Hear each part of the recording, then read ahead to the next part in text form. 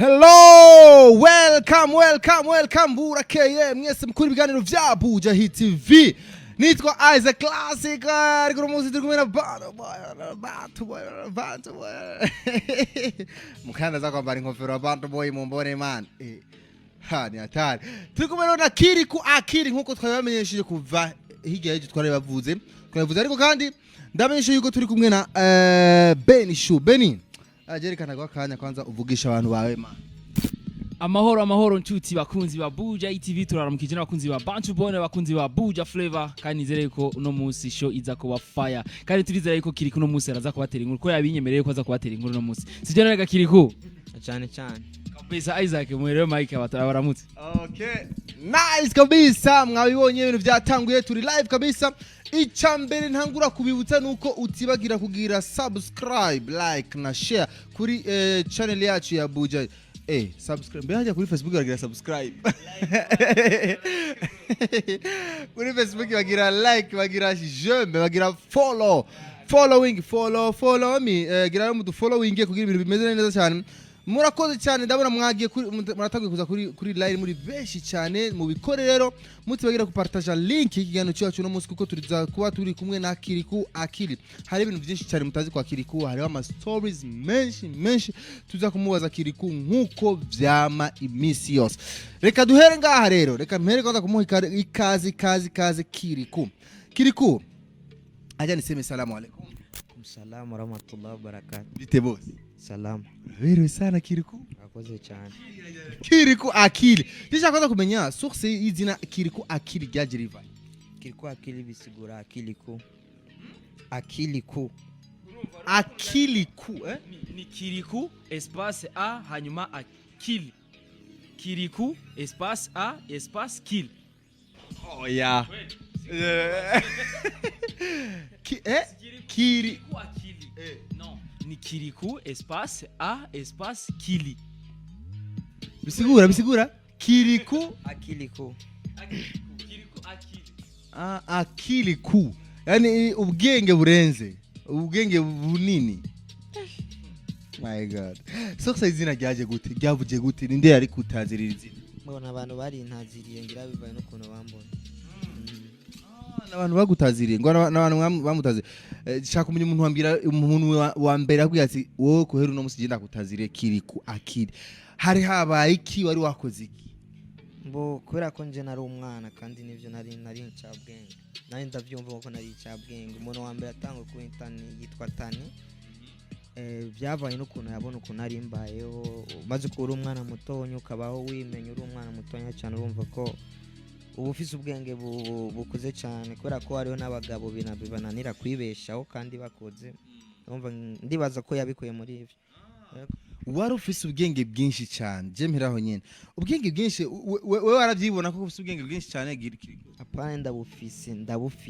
N'ubura ufise? Yeah. Ubwenge bwawe tuvuze ati umuntu afise ubwenge bwinshi kibaze guteki. Haje ubwenge buratandukanye KiriKou. Hari ubwenge bwo kwishura n'ubwenge bwa nuvuga bwa imero ya misi yose y'umuntu. Dushitse kumenya rero ubwenge ari ubwahe KiriKou? Mfise bwose. Kwa go sindubura kandi aribeshejeho, urumva ko mfise bwose. Yego. Twizere kuri KiriKou rero kuri muri no trimestre azobuwa kangaye kwishura. Je fata inamba ya mbere. KiriKou. Yewe ndabasabye umuntu wese azi yuko igana na KiriKou naje muri commentaire atubwire KiriKou ngira muzi kwishura. KiriKou musazo wiga mu kanga? Niga mu mwaka w'9. Niga mu 9. C'est bon. Ufite imyaka ingahe KiriKou atari ba? Nariko ndagira partage haci mu maracyaba zo kutubariza KiriKou imyaka afise. Siraba mugakaye ko mu komine usindayibuka. Unawe yuko. KiriKou nida kwigishije ntumvuga imyaka yawe. Kumbura umuntu yabikubwiye ati no. Washoneste kulizaga imyaka yako si wajibiani. Oya, kubera ko wabukaye bwo mu komine nabusize ingozi. Niyo mpamvu. Ngubukaye bwo mu komine nabusize ingozi. Sadia irakoze yama ari kumwe natwe imisi yose, ba Boilka irakoze, Blessing Edini shimye, DJ Jackson, Chacha Chance, Leonard Nzoyitazira n'abandi benshi. Murakoze rero cyane. Ndabasaba yuko abakomatera ndeko ndayabona ndaza kuyasoma mu kanya, ariko reka ngo tubaze umutumire tumwakire, twamwakiriye. Ariko rero je na system nshasha, il faut que duhera kuri acapella. Aho siyo bane KiriKou twagiye kwanza kugira twumve yuko uno musi waje ufise umuzuka fresh, waje ufise mood, uri muri mood ya bien. Gitanta licharaza vibaya, squeezy wananita mtu mbaya, tukimaliza mama itafaya, kama hujatosheka sio muswena haya, ndomboro ya soro, nikuchezeshe kibinda nyororo, fokocho godoro, limeshaloa kukauka mtondogo, roho juju tafikiri mwizi,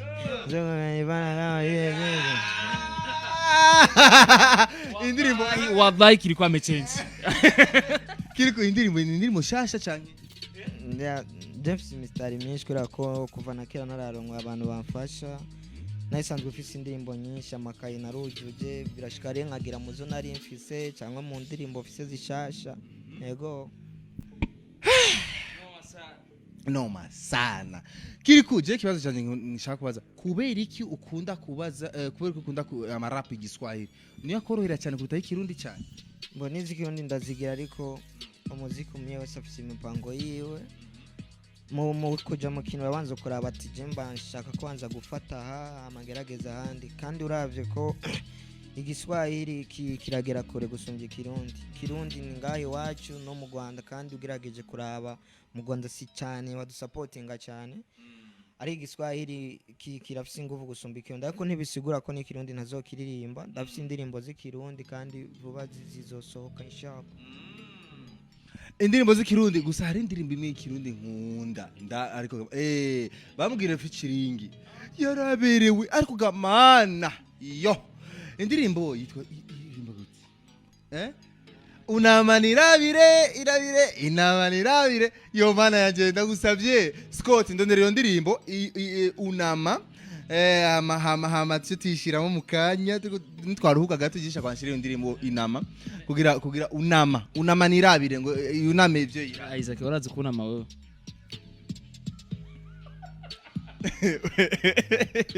kunama kuna umuntu ashobora kunama ariko aratora ivyo atora. Sinavuze buname. Oya unama. Okay.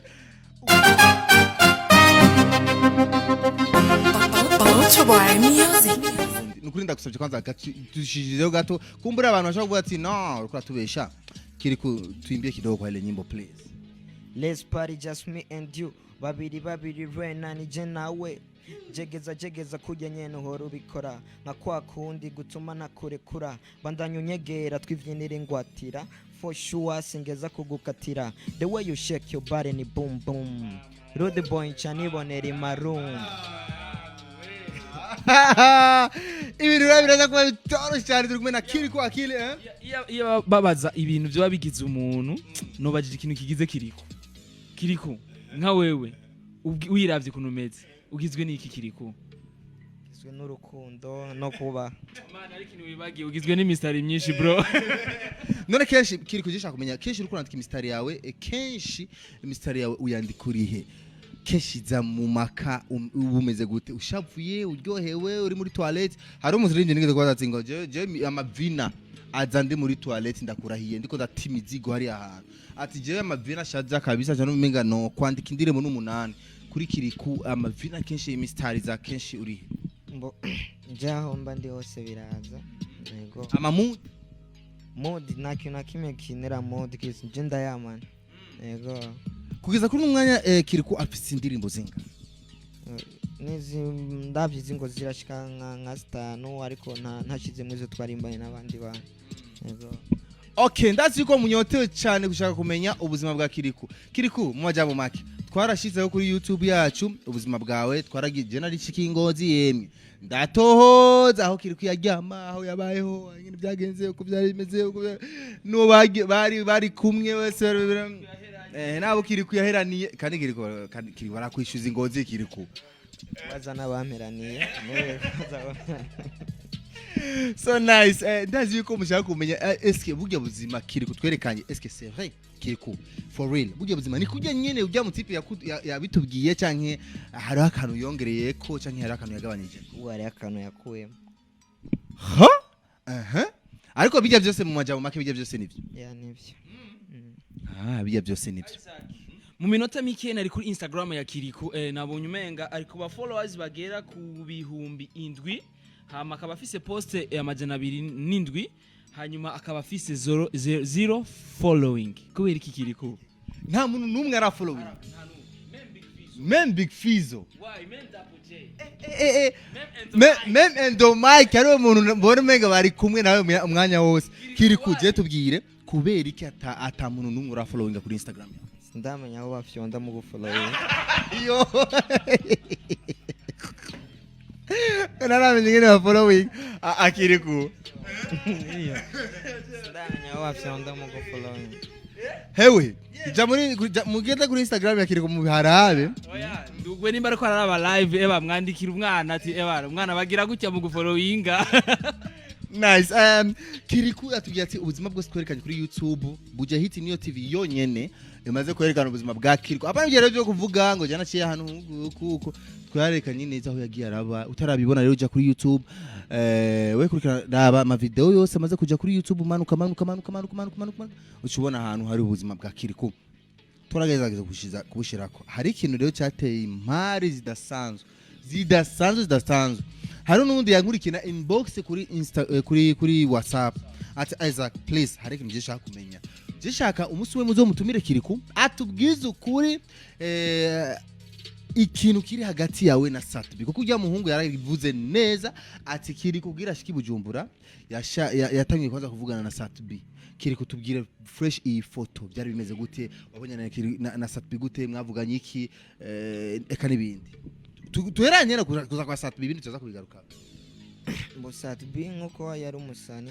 nanje nkaba no muririmbyi kandi akaba yari umusani yari umusani wari umuririmbyi byose nicyo ya ingozi je bari basanzwe bankunda nkiri no mu buzima bugoye bari basanzwe banshigikiye cyane nta musani numwe yazi ingozi bemere ko aririmba bamvuga ati pako banze ubone KiriKou nkaje no kuri stage namba imiguru wazi cyangwa umoja ariko bakanshigikira bakanyeka ko bamfise ku rukundo na Satbi twabonanye muri izo nzira aranyemerera kuzomfasha arambwira ko nzozi Bujumbura mfashe ariko ino nta nshuti nari mfise ndamubwira ko ntafise aho nzoshikira cyambwira ko nzoshikira ku mudanseri we yitwa Rama Marembo ashikira mu Kamenge maze gushikira mu Kamenge turabana aho Satbi ntitwabonana cyane kubera ko nta nubwo nafise telefone urama atamfashije amonerefonere ntivyakunda Fizo uri murabonana nuzi ko muzonabona Fizo twe tumaze kubona ni Ngozi ariko Fizo yari yaremeye kumfasha imbere yuko Satbi yemera kumfasha Fizo yari yambwiye ati kuko 50 je muri studio ntivyonaniye ariko nyizera igihe kimwe nzogufasha ibirenze ibi Satbi ndazi nawe ko ntivyakunda ko tubonana ndamurondera cyane ndamubura umwisho niko ujya muhungu yacaronka umugore babana twabiwabo mu Kamenge acaja kubana n'umugore wiwe acansigaho yarara agenda twaye ivyiwe byose amamatera iki jesigara hajya ndara ku tapi mva hajya nonda kwa Masterland vaya nonda kwa Master hari yari muri 2000 arakigiye niwo kigiye bohama umwisho kuko hajya narindi nashike ko rujya muhungu sinahafungura aca haza umwana avuye Ngozi yitwa Murisho n'umugenzi wanje vuba cyane ndanamushimira cyane ambwiye ko azoshikira mu Buyenzi ndamusaba ndambwiye ati ko ubuzima butameze neza ndabimusigurira arambwiye ati ntugire ikibazo wewe urambara neza hama tujana aho nzoshikira nzobabwira ko twavanye Ngozi tumaze gushika aho yashikiye barambona ko twese turi babiri ntaguciriyemo ico gihe cyose Satbi nta contact mwari mufitanye ngo je nimero je ariko yarazi kuri Bujumbura yarabizi kandi nimero je narinda zifise kandi navyashika nka tsitara nkaronka ya mainite nka mu telefone yakaja niko busy nkaguma nihangana avuga ati ngiye n'igihe tuzobona ntacu nashobora kumpenda ariwe yambwiye mvi Ngozi nzino kandi ubu ngira ndabivuge vyose. Nice. Hama tumaze gushikira handi aha mu Buyenzi wa mwana wacu wa telefone mama we ati ni gute umuhungu wa murungikanye n'undi mwana atoya je na murungise wenyine ceba ngombwa kumva handi twashikiye ko wa mwana ariko arabesha ariko cyo ndamubwira ati kubera yacarara hanze n'undi muhungu ndamubwira ati je na handi fise ho kuja acambwira ati basi wewe uzuzura taha bwije cyane baryamye ama mu gitondo cyo zinduka kugenda ndamubwira ati nta ngorane nza ndataha yo bwije mu gitondo nka saa 10 cambyuka canzindukira kwa Koli yavyuka nsanga ajya n'umudamu wiwe mva mu Buyenzi n'amaguru nonda yari mva mu Buyenzi Koli yabaye Koli natonda kuri ingo haramaja ingo mu Kamenge kuri studio uva mu Buyenzi uja mu Kamenge n'amaguru ngiye kuraba ko no mubona umuntu tutanye na gahunda atari yakora mvuga ati hari gihe yo hatemberera ya bigumuko paka ndamu telefone ndose amanite nk'ubu ufise nk'itelefone ndose nka Troas ngavuga ati shamwa amanite umuntu ni telefonera nka mu telefone none KiriKou aho nyene ntaraje gucira mu jambo rabandanya ariko shaka kumenya wabaho gute wafungura iki wagiki nta muntu numwe wari ufise nta muryango wari ufise Bujumbura wari umeze gute nivyo shaka kumenya mu nyuma ujya mudamu wa Koli Imana namuhezagire cyane ya Gigi yaramenye ubuzima bwanje cyanzanye aramenya ko nafise icefu na ruguru akiza arame igihumbi ku munsi arambye ataniyo ya déplacement uzuzura to igihumbi buri munsi cha déplacement ugena no kugaruka ako ya déplacement hajya pembeni hari abantu badandiza icyapati sinaba nkiyagiyemo na déplacement niyo naca mfunguramo nkaza ndatonda hajya ndamu telefone brother Bogo nimelala niko busy bibandanya uko umwisho nyene ndumva ko nyene ncisi intege Koli ndabimusigurira korambwira ati uraza ko yemeye ko muzoririmbana uraza ndagukorera beat amuririmbe amigihe nzomubona nzomubwira ati wa mwana yararirimbye ngo rero nawe uririmbe nguma nondajya Koli ntiyara ntiwasiba kwako oya sinasiba kugira kusurabe yuko mubona sato byarashika uramaze kubona uko utondana buri munsi tacho akora byashika ngatora n'umukubuzo haya nkakubura kugira basiboneke agire basibangire ko nagatima umwisho ndaca ndamusanga Satbi je feel love Satbi yakoze ndi hanze bantu mibiyeri hajya muga kuntu masiki bazo nta nakime kubera ko nubu bontoma kandi nubu barantoma ndiko ndabiganira ko byari biri gusa hama arambwira ati we ni wihangane cyo cyangwa hirya yejo tuzobonana kandi tuzoca dukora nanje ndaryoherwa baramaye igihumbi uwo munsi mbere nagiye no ku botike ngiye kugura ibiyeri bangarura amafaranga arenga kandi Imana imbabarire naho nasubije kubera ko naremerewe nabi cyane hama ndavuga ati uko mfise amafaranga ya déplacement ndayafise ahazombwe hose ndamusange nzogenda ntacyo ndamutelefone kandi aranga kwitaba nkamutelefona akanga kwitaba ndamutelefone dogo niko busy ndamutelefone dogo sina muda nimelala mwisho ndabona ko nyine ubuzima bungoye cyane naciye ndonka lift y'intuze y'abantu bakora kufuso bagiye Ingozi tuzinanye ndabona ko ubuzima bwanze cyane n'Ingozi ntabwo byari bimeze neza ariko byaratuma ahantu wavukiye sico kimwe nano utavukiye camitamo gusubira Ingozi yego inyuma yaho rero uri Ngozi nta suite habaye Satbi ntiyakurondeye inyuma yaho ati hari umwana ari Bujumbura so ari ngaha kubera jewe nta cyakurikiye inyuma yaho usubingo mbona cyakurikiye kandi novuga abantu ntibamutahure nabi kubera ko umuntu wese arafise ibintu bimugoye araho byoshika bikaba byaramugoye mbona ivyaragize ibintu atari vyiza kandi je byarambabaje kandi kugeza no biracambabaje ariko umunsi azokwitora ndi mutonya kuri we ariko umunsi azokwitora kansaba ikigongo nzokimugirira azobanyerese kubera ko nta muntu adakoshe umunsi azombarira ati ndagusabye ikigongo petit frère nzokimugirira ariko abantu ntibitume bamwanga cyangwa bamwumvire nabi nta muntu adakosha byarashise kandi ni nk'icigwa kubera ko je byarankomeje cyane ni nka histoire twikurikanye kuntu KiriKou iba yaragiye kurondera Satbi igomba gusa na yindi Big Fizz tubwiye kigenda kurondera nzenya Kidumu muri yagiye kurondera Kidumu muri Kenya ariko Big Fizz yagize na chance agoronka Kidumu kumbure aramumenya aramuha n'uwo mwanya kumbure yo gukora ivyo Fizz yararondera none aho nyeri gisha kumenya nguyo KiriKou arashitse ingozi yabaye ujumbura ntiyagize amahirwe yo kumubona Satbi nivyo ariko rero uri ngozi gisha kumenya uri ngozi inyuma yo kuba ingozi gusubira ingozi muhira na suite habaye kwa Satbi ati telefone ikintu nka telefone canke ikintu nka dogo pere wanga pana guntelefona na vere mapere ndakeneye kumenya umunsi wa nyuma KiriKou aheruka kubonana na Satbi n'ijambo yamubwiye kuva amaze kumenya KiriKou ari umuririmbyi mukomeye Satbi duheruka kubonana kuri Pre Music na kimwe twavuganye kese ko twarabana guca nyine kandi mugana aramuramukije twaramukanije nta kindi twavuganye ndakeneye kumenya ijambo ryavuye mu kanwa ka Satbi ugiye kumuramutsa yari yambo gusa kubera ko ari mu nduru nitwavuganye mugatwicaye aguma ndaba okay KiriKou no musi ni exclusive KiriKou ariko tubwira ukuri atubwira ati no musi ndabivuga byose ni exclusive urumva ni chance turonse nka buja hit kugira turonke true story za KiriKou ibintu byaciyemwo bitandukanye KiriKou muramuzi yuko ari umwana ariko akora neza cyane no muririmbyi kandi ariko arabyifatamo neza cyane benshi rero baragira inyota yo kumva ubuzima bwa KiriKou cyane bivanye na histoire y'ingene imeze kandi n'ingene ashobora guhitinga akiri umwana KiriKou ginshaka rero kumenya Satbi ngiyo birahindutse mwaraburanye uri ngozi ariko ushitse ingozi urumva warinze kandi gusubira ibujumbura utarabonana kandi na Satbi igihe narinze ngaruka ntitwasubiye kubona ndakeneye kumenya ukuntu rero KiriKou yahuye na Big Fizzo aho rero turagiye KiriKou arasubiye rero ari ingozi mu rugo Fizzo rero mwabonanye gute kuko Satbi vyanse Fizzo rero mwabonanye gute byagenze gute Fizzo ko yena nabwiye ko yari yanyemereye ko azomfasha kuva ntarahura na Satbi yaragarutse ingozi aje kuri concert acaza yaje ari samedi concert ari dimanche acaza ari samedi kwereka ko abantu azoba ari hari nyene dimanche cyaduhurira muri karaoke bari kumwe na Raisa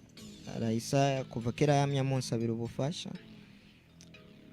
ndagenda ndabaramusa Raisa aramubwira ati ubu ni wa mwana muhanda ahubwira uzofasha ariko yari busy nyene ukuntu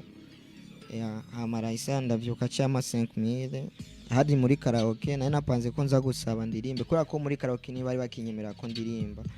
kubera ko abana twabana bose mu barabara nkuko ujya mu ngo abikubwira n'abandi twararana badandaza umubiri no vuga uko bose twaba turi muri karaoke urumva rengiye kuri stage wamamagaye nkaririmba ntibemera ko nsubira kuvako hacabari akaduruvaye ama muri karaoke baca baranyankira ko ntazosubira kuririmba ariko uwo munsi narasavye cyane baranyemerera mfata ya 5000 kwanza nja kujya umucopo ijya 5000 Raisa yamaye hama baramamagara kuri stage ndagenda ndaririmba Fizzo araryoherwa cyane aranzanira n'amafaranga kuri stage abantu barankeza cyane caraja kuri stage arambwira ati nubwo rizobijana naremeye kuzogufasha tuzorisangira kandi ndemeye kuzogufasha hama ku munsi wa show nanje nari ndimwo ntibyashoboye gukunda ko ndirimba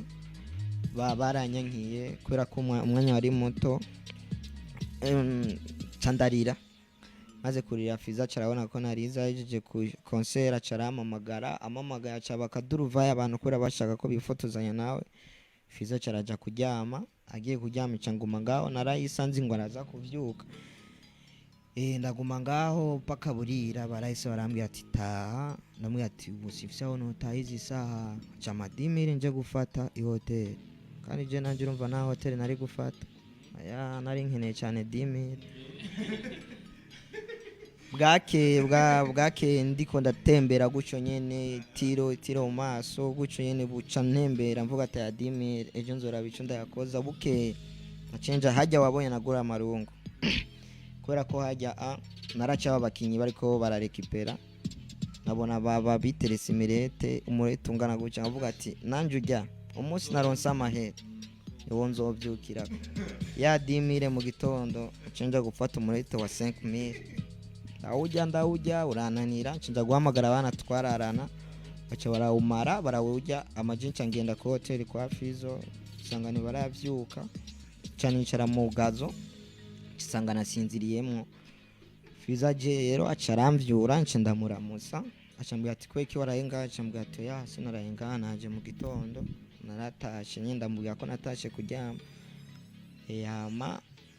ariko we kubera ko yari yavuze we yari yumvamo ko azomfasha yaciye aguma ashaka kumpima bari kumwe n'umuntu nkagera muwazi ikintu akacamera nk'unkankamira abone ko nawe mfise indera ariko nkihangana barazanira n'abadanseri ivyo bafungura barampamagara ngiye gufungura caramfata kuboka ati wowe unakula hapa kumba wose ariko arampima baca baramuzanira ivyiwe afungura acambwira dogo naho pale njoo tukule ndabona ati nivyo ariko arampima hamagiye acaransigira n'inimero ansigiye nimero acaransigira n'amahera abandi abana twana mu barabara bansumba baca bashaka kuyanyaka cava mu modoka bwa tuya mwaka ca dukubitana cavuga ati banza ugende ca ndagenda Fiza caranca ko yafise TI yahuje ya caranca ko camuga ati bye ugira urugendo rwiza ari yambwiye ko azomfasha uwo munsi nyene mwijoro uzorabe nzoka kurungikira ka video nacinja kurondera umuntu afise telefone nziza ndamukorera aka video ndiko ndarapa ndamushimira kandi ndagakora aciragashira no kuri stati ngozi yose natembereye nerekana stati ana Fizo yanshize kuri stati Fizo n'umugenzi wanje cyane yanshize kuri stati wemeze ya ndabemeze nyene nitapa cyane hamigiye kirahera nitwasubira kubonana Oscar Imani muwezagire cyane acarankura ingozi ambwiye ati genda uronde bilete amuzi Oscar wewe ninde kubatamu Oscar nuno mupapa je kubwanje kubatamuzi adanaza impuzu muri village market ariko kubwanje n'umuvyeyi wanje yego aranzani ni Bujumbura ndasubira ndiga Fizo twace duhurira kuri lancement ya Konz acaremera ko acaranyibuka ati wose ule do tini jewe mutama caja kuri stage aravuga ati umwana ejo azuza gusinya muri Bantu Boy bari muri Bantu Boy ya nuko vyagenze yego ndavyibuka ico gihe Lumenga lancement kwibera ku radio direct muri Buja FM mayanga ico gihe ko Amipro yaravuze yuko Fizo yasinyishije umuririmbyi giturumbuka batari biteze ko yosinyishe nawe yari kiriko KiriKou shaka kumenya rero umunsi rero Fizo ati uno munsi uzoja muri Bantu Boy ukajisikiaje wimvise gute mutama nilijisikia fresh nilifurahi sana kubera ko Fizo je n'umuntu namye nkunda kuva kera ndafise ni foto na warayi ariko ntaguciriyemo baratubwiye yuko wafana Satbi haje hano niho yihendeye je bose narabafana kandi nta musani n'umwe w'umurundi kiganiro cyose haje hano niho yihendeye honye bose je narabafana kubera ko nubu nubwo nokora iki foto ndafise ifoto ndi kumwe na Fizo batufatanije na Fizo narisha amafaranga 300 kugira badukore kubera ko sinumva ko hari gihe tuzofa duye na Fizo urumva ko zari buzime mu ndoto zanje nifuza kuzofashwa na Big Fizo cankwe igihe kimwe tuzohurumva nategerezwa kuryoherwa kandi cyane ni telefone nari mfise umunsi nawe n'ingorane yacashe gushira ko stati ndamushimira ariko nivyakunze mfyonze i hacaza a mfyonze d hacaza c nivyakunze okay yeah. Iri exclusive kabisa irutaruzi kwa KiriKou n'ukuri uno musareme kutubwira vyose atubwiye kose atubwiye mbaja mu maki ariko ibintu bitahuritse KiriKou rero arige muri Bantu Boy KiriKou byarashitse indirimbo ya mbere ushaka kuririmba rero muri Bantu Boy yari indirimbo ya mbere ugiye rero kuri recordinga rero kwanza shaka kumenya iryo joro babwira ati ejo zo recordinga warumeze gute KiriKou akwara bogata je kubera ko ndi muto mugabo siniyemeza mugabo ndiyemera ndumva ko hari ikintu kindimwo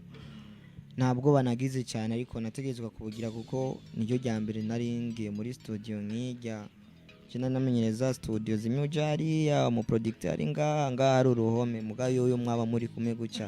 banategezwa kugira ubwoba nagize ubwoba ariko narabikoze byaragenze neza indirimbo nayimvye barayishimye yego ni indirimbo y'ikirundi mugabo yasohoka niyo ndirimbo ya mbere watangiye kuri kodi yego irasoho amizi izindi shazisohoka gute imbere iyo mbo uraraba bigezweho ujana n'umwanya yego KiriKou ugerageje kuraba ingene abarundi bakwakiriye KiriKou bibona gute ubona ahubwo Imana bahezagire cyane n'ukuri yego nje navyo nari niteze kubera ko uravye turi kumwe aya n'abasani bakomeye Double J ari umusana akomeye ari umuntu afite izina Fizo urumva we n'ikindi kintu sinumva ko nanje nzokora igikorwa abantu bakacakirana ivyo ari abantu ntibokora ikintu bugishimwe na bose ariko ari indirimbo ya mbere nkaraba ukuntu bayakiriye n'ukuntu banshigikiye n'ubu Imana ibahezagire kandi cyane bamenye ko bafise umwana bahinduriye ubuzima yego nice kabisa KiriKou avuze ati abarundi mwese mumenye yuko hari umwana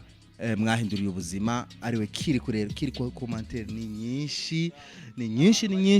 abantu bari online bariko baraba umwanya live ni benshi Imana ibagirire neza bahezagire n'ukuri je niko ndabasengeye gusa nta bindi kuko ibi byose tubitura KiriKou kuko niwe yatumye azanga niwe yaje ngaha bakandushimira n'Imana KiriKou reka rero jewe fate nk'akanya nsoma ama commentaire make sivyo gabeni Ego byari kuba byiza ariko twovuga nk'amateka make kuri KiriKou ma réseaux sociaux yiwe kuri Instagram novuga ko KiriKou ari mu baririmbyi ba mbere novuga ko bafise aba followers benshi kuri Instagram no kuri Facebook ndabiravye kuko ndavye publication twagize bisa nuko twayigize bwije ariko ndavye ama like kuntu yaduze mu mwanya mutoye vyantangaje KiriKou ukoresha uburyo bungana gute canke ni strategy ukoresha kugira ngo uronke aba followers bangana gutyo fan base yawe be nini man ubikoresha ukoresha iki bigenda mu cyambere cyo ni kwa kundi nyene abarundi banshigikiye kandi je generation turi mu runganwe rumwe benshi nibo bakoresha imbuga kandi benshi n'abafana nubuza kura mu makomantere benshi nibo bafana banje abana turi mbo abamama baramfana ariko abana cyane baramfana kandi cyane yego niyo mpamvu kandi urumva ubu nta mwana adakoresha Facebook benshi bakoresha Instagram novuga rero ko nivyo birimwo ariko nabuhinga kirese ko abantu banyikundira yego nuko reka dufata akanya gato dukurikira indirimbo imwe jeshenza tusoma amakomantere menshi ariko turagerageza gutoramwo amwe mazima ndabona hagiye kuri ekra yiwacu imbere yacu ari ekra ige bayita gutega kiri ya ekra bayita gute ndayibona kwanza wambara amafilme gute mwijoro kiri je byashitse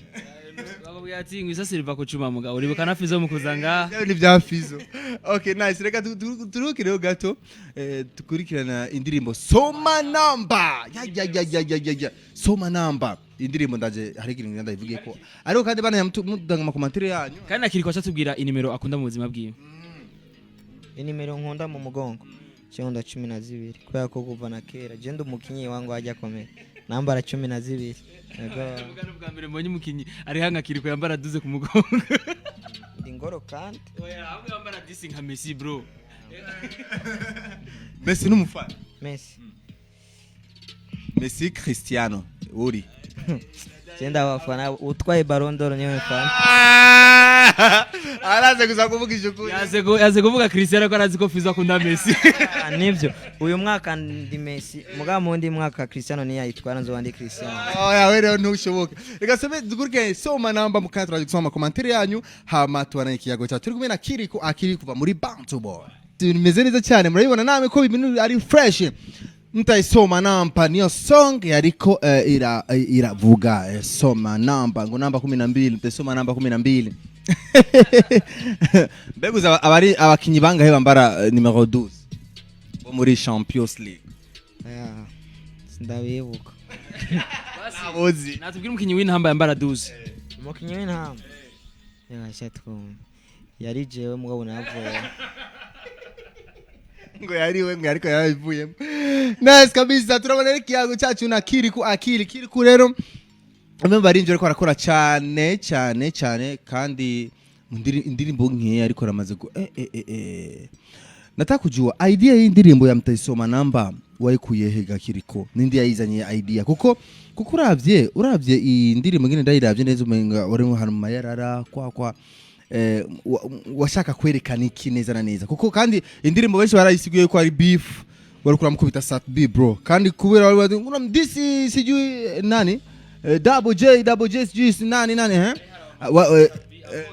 hari harawo maposi sadbi aponda double J hacasoka indirimbo KiriKou asa n'uvuga nkuri ivyo abantu bacavuga ati finalement KiriKou nizi yaririmbye abantu nani bari bazi impamvu uno musore cyaka uduhe exclusive hari haba iki kubera iki wahisemo yuko video mera ko kubera iki wahisemo kumudisinga satu wese ko na disinze satu kuko nivyo byari bigezweho kuko muri gina Soma Number kuvuga double J none okay byabaye Satbi na Double J batanye amajambo ryari ico gihe batanye amajambo no munsi ndimba isokeje ijya video twaraye turayikora muri iryo joro oya si muri rya joro KiriKou sinzi ko ari nabo bariko baraterana amajambo sinzi hari post ndayibuka Satbi yari post ndavuga ati ngo nawapiga si mtoto si baba wote nawapiga KiriKou acavyinjiramo aca sora ingoma y'urusasu soma namba nawe rero n'umusani nimba yumvije arishura ntacyo none ari kibazo yaba ari umuntu ataririmba mu byibaza ko niho byari kumbabaza ariko ari umusani arishura rero nta kibazo na kimwe ariko KiriKou tutabeshanye bivanye n'ivyakubaye ko histoire watubwiye hagati yawe na Satbi kandi wenyine wabyivugiye yuko bajyatansavye ikigongwe ntibibaza ko bizokoroha sinzomba ariko umengo uracyafise agashavu kwa Satbi ga KiriKou wallahi ibintu yangiriye byarambabaje mugabo nta kibi no mukorera cyane bari kibi ntacyo umukorera ariko cyo kuvuga agashavu mbona agashavu nkimufitiye gusa kirese ukuntu nabivuze siko mwabitahuye byarambabaje ariko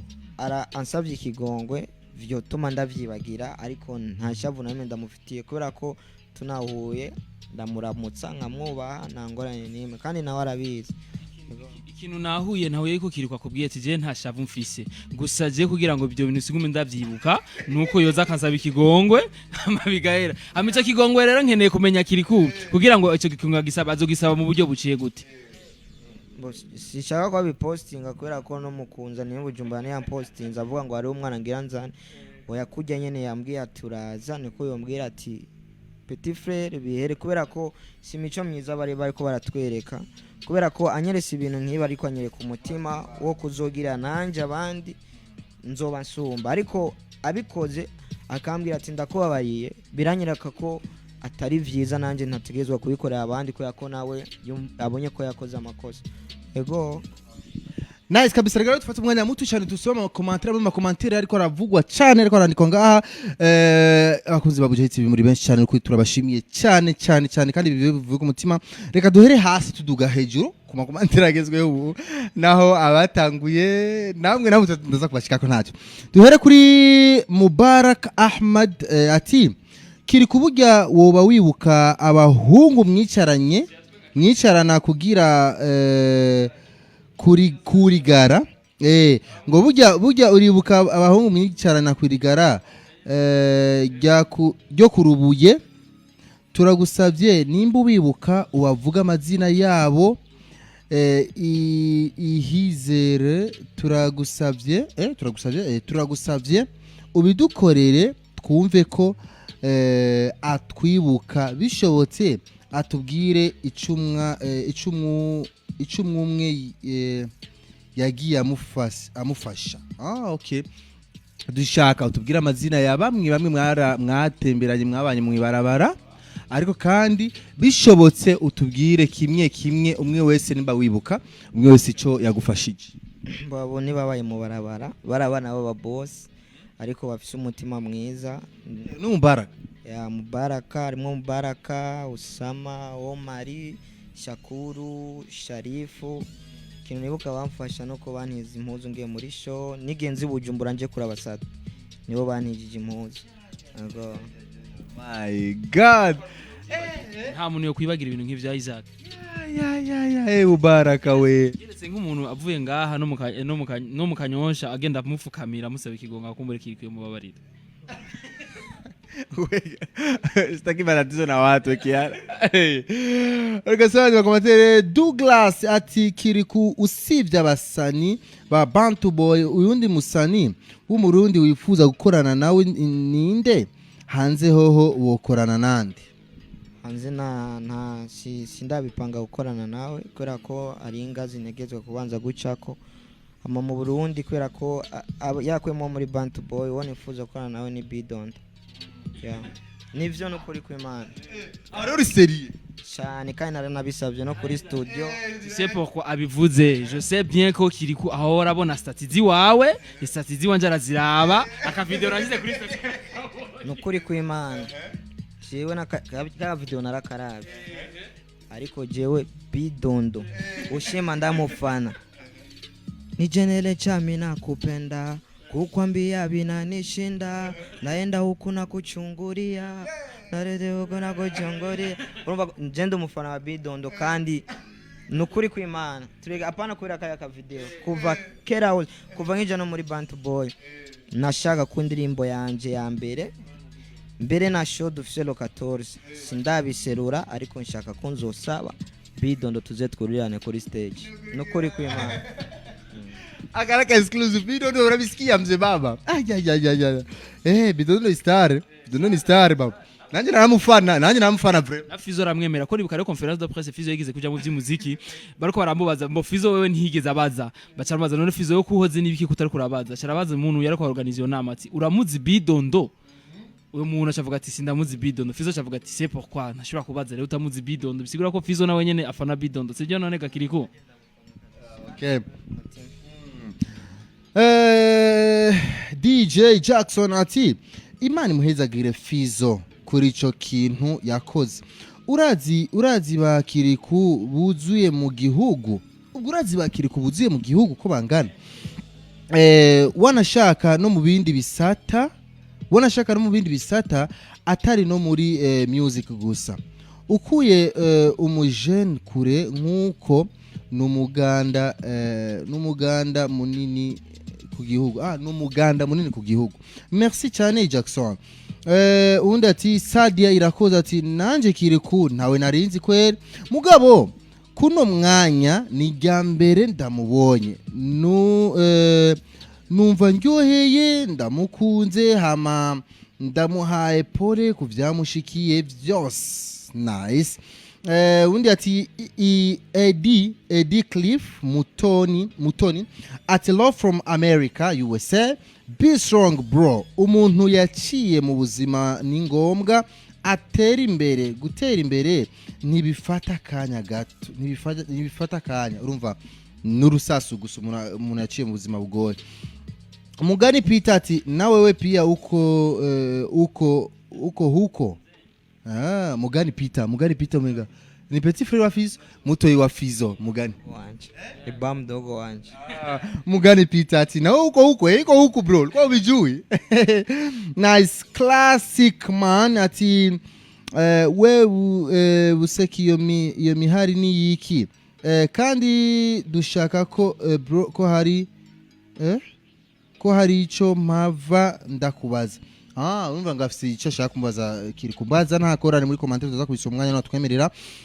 Augustino Robert Junior ati big up KiriKou hama MB song na general yo ni gari nanje ndafite umwana mwonganya rap man.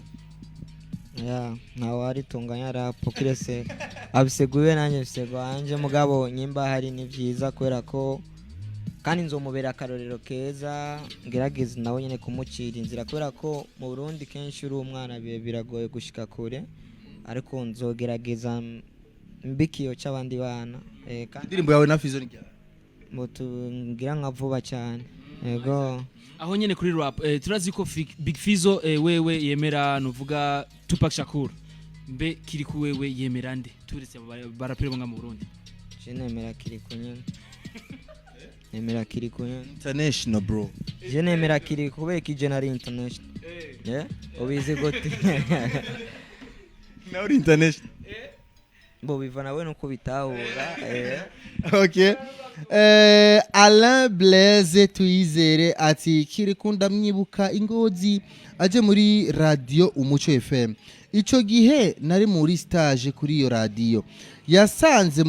muri cabine technique vraiment nabonye ari umusore w'indero yitonda. KiriKou akili tera imbere sha petit wa kwetu kugasaka Ngozi. Mane muhezagire cyane. Sami Amini ati mugani na kama vile anakuja sinzi. Big up sana KiriKou. Undi ati Astolax Smith ati murakoze cyane kumutumira mwatuzaniye no kumva kahise katari keza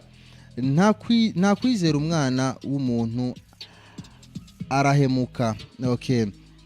nice. Buska ati buja hit TV, bugi TV ni ya okay. Ati Theodore ati Douglas ati hai wazee wa kazi hapo, sawa kabisa. Na Buterere tunawapata fresh, mwambie dogo achape kazi, asilewe sifa, never give up bro. Nashukuru sana pia, siwezi nikalewa sifa. Me Prince ati KiriKou afise imyaka ingahe, yiga mwaka ngahe, mubiki aba muyihe quartier? Reka vyishura uko nyine babibaje, ntaco naho bayabivuze. Mba ngo kumutanga duhere ku myaka. Imyaka sindayibuka, gakomi agakaye mukome narakibagiriye Ngozi. Mugabo niga mu mwaka w'9, mba kumutanga side. Yego. Feel bright ndaize ati petit waberewe, love from Dubai.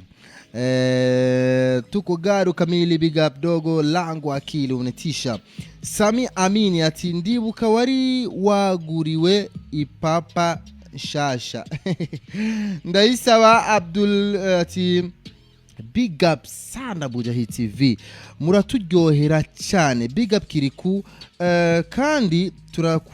turakwemera ino South Africa, kandi office kazuza keza, big up kuri Bantu Boy nimwirambire. Okay. Gaston ati KiriKou mdogo wangu ihangane Fizo, umugire umuvyeyi nawe azogufasha uko ashoboye, ibyashika akakwemerera ikintu ntagishitse nibyashika akakwemerera ikintu ntagishitse,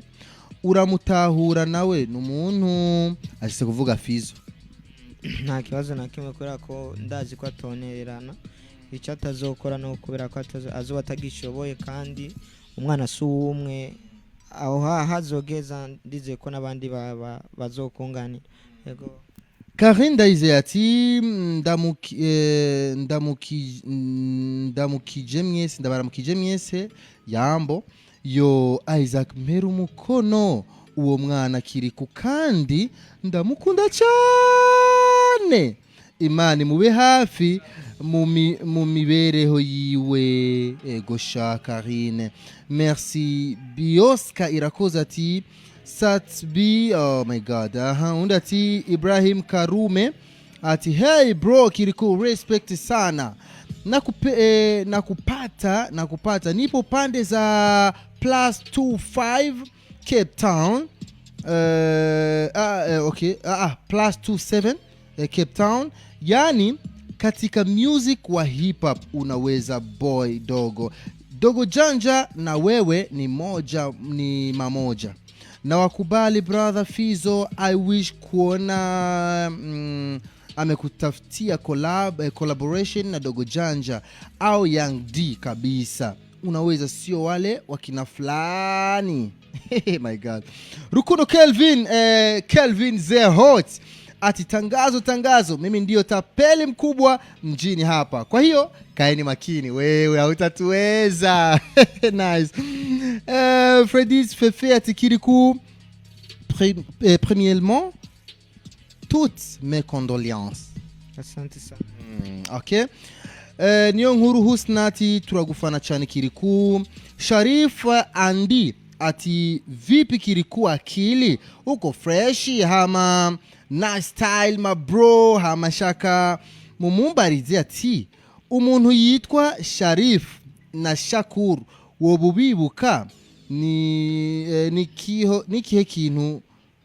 mwoba mwaraciyemwo ubibukirako? Ni babandi nyene bantize impuzu ngiye mu concert cyangwa ngiye ahantu bisaba ko nambara neza, kandi Imana bahezagire cyane, umutima banyeretse nanjye igihe Imana izontera iteka nzobibuka. Nice kabisa. Mugari Niese ati KiriKou ndagukunda sana my brother wetu, Imana ikujimbere mon frère, uzutera imbere, Imana izigushikane kure cyane. Briner niyo Rugira ati salut mumeze neza ego to tumeze neza mbariza KiriKou ati igituma adasohora indirimbo nyinshi ni kubera iki kandi ari mu bandi imeze neza ari mu bandi bameze neza kandi imyitaho my god sinzi ivyo se kuvuga ariko ikibazo kiratahuritse ati kubera iki udasohora indirimbo nyinshi gakiriko ni kubera ko kintu cyose gifite umupango wacu kandi sikwera ko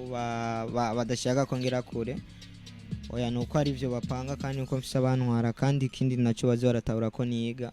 yego Mugishaniese Fafati hello Buje Hit ndabakunda sana hama ndamukiriza sike na Scott salamu ko eme Ameniel niryohera ati mbariza akili uremera ibikorwa bya Satbi cyane gose ariko abantu barabaza kamana okay Onet nibiza ati nadusigurire ayo majambo yose aririmbye icyo asigura indirimbo yahe indirimbo zo nyinshi nibaza ko ari ryatanguriye ko yatanguye kuririmba turabigaruka ko Alexi ati ndombolo ya solo Ejide Motife ati ndikamenge kuri disi ndiko ndabakurikirana ijana kwijana ukuri kwamye uwo mwana wa mugani mu mubaze n'ubuseriye kumwe Satbi yabazwa itizi mudakwepa ibibazo my god ashaka ngo tubaze nyine urabona ko nawe rwabyishurana ubuseriye bwinshi okay nice ati Sadia irakoze ati oyo KiriKou urashoboye sana Krista Della ati bite mubwire KiriKou areke kugira agasoni KiriKou reka udusoni ego KiriKou kura amarori nkura amarori nibyo ushaka nice kabisa KiriKou ariko yambaye ihereni rimwe kandi nawe n'amaso karambabaza mu maso nawe amaso cyambabaza Nagwaye amaso bya vrema. Amano na amaso. Afise amaso mugana je mu vy'ubusani canambara y'ubusani. Cyambara by'ubusani. Nice Salim kuri mwese hama mbariza KiriKou igituma agomba kuririmba nka Dogo Janja. Bose ndirimba nka Dogo Janja kandi naho nyimba ndirimba nka Dogo Janja ndibaza imbu wari umurundi bivuze nta kibazo kirimo narikane na Dogo Janja rero arabonetse Dogo Janja wo mu Burundi yego GK ati mbe afite umusheri KiriKou arafise umusheri yo projet ndayifise yo projet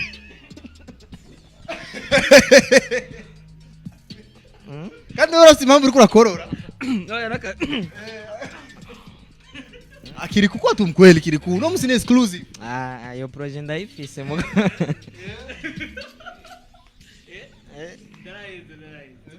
naraheza narishura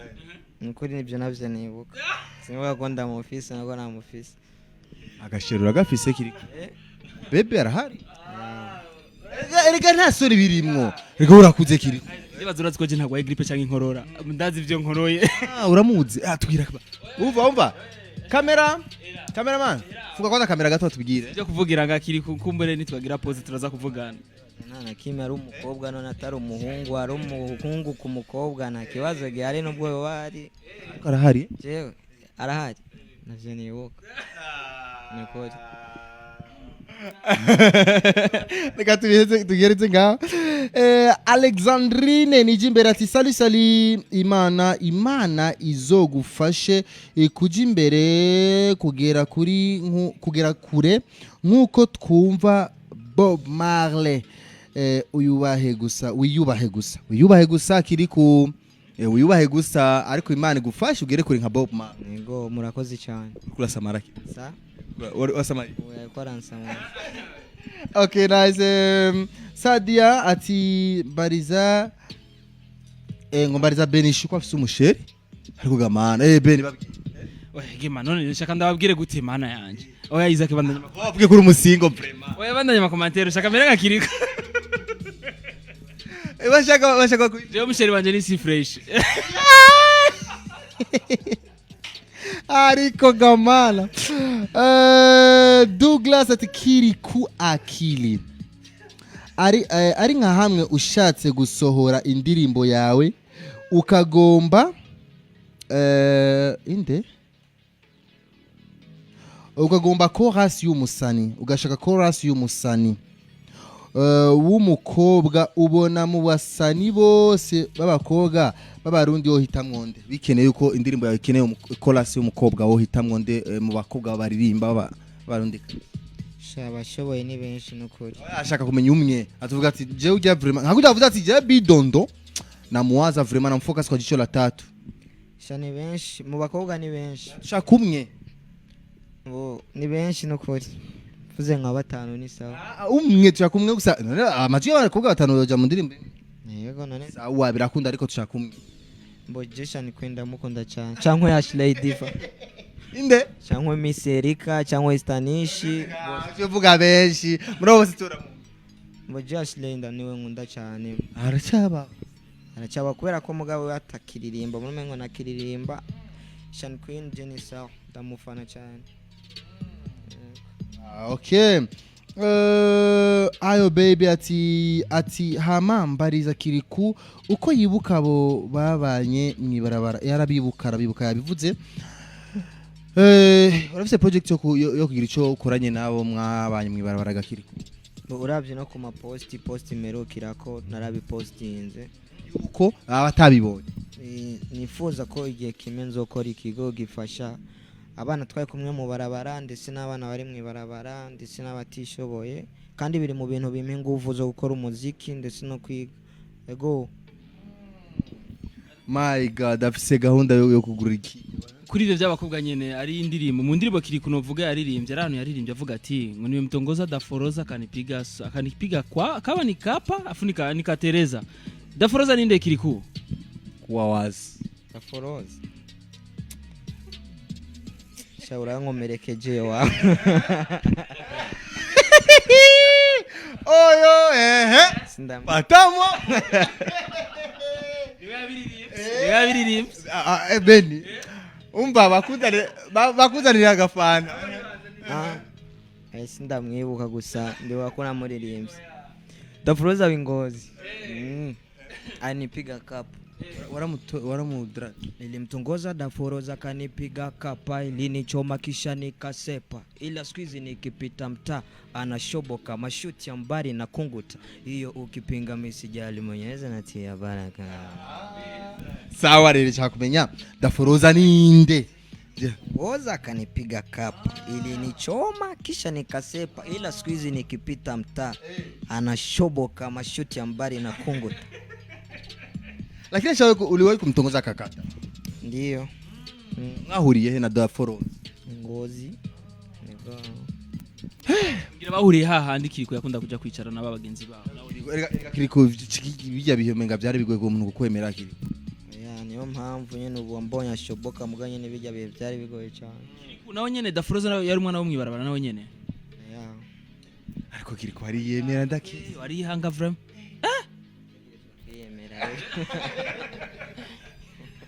KiriKou prefera kugira umukobwa like face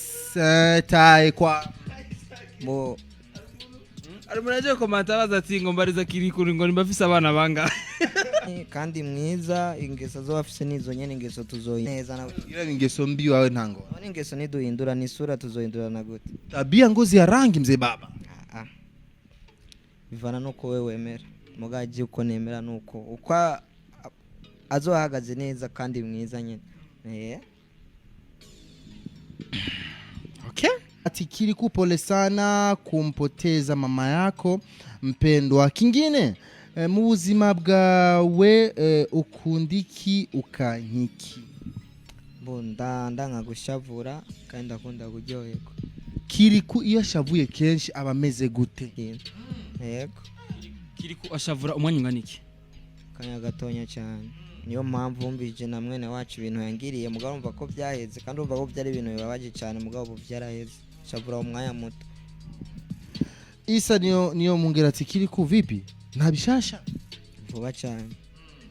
tariki 25 z'ukwezi nyene Fizo yaratwemereye ko hari indirimbo zitatu zigiye gusohoka kandi zivuye muri Bantu Boy official video ati izosohoka imwe ariko KiriKou ntarimwo ni Double J imwe KiriKou ntarimwo KiriKou bavuze ko ari ariga bavuze ko ari ariga bavuze ko ari KiriKou asabana nari gusohora mugabo ingorane zaciye zijamwe mwarazibonye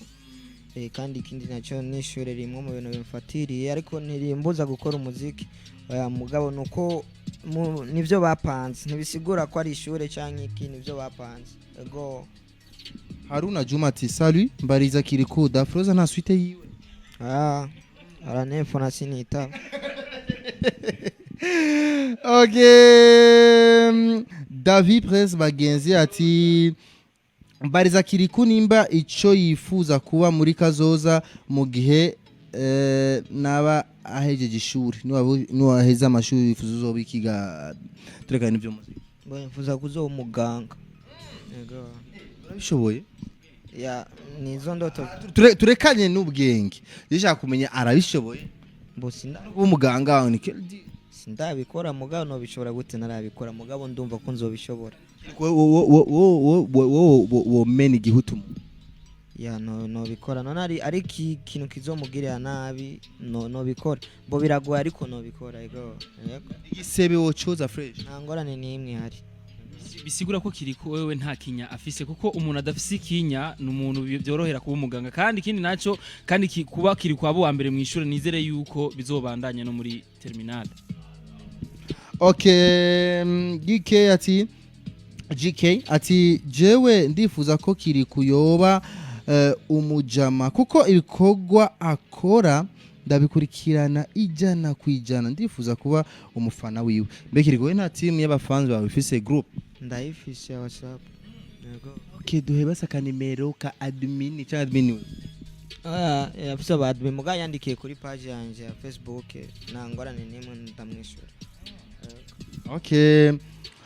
Zarbabert niyo kuri era mana Facebook gufitiye amazina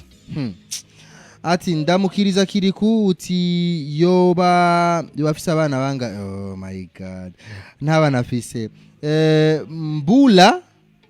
Diciel ati ndakunda ukuntu wibuka kahise my star KiriKou nice Melo Rize ati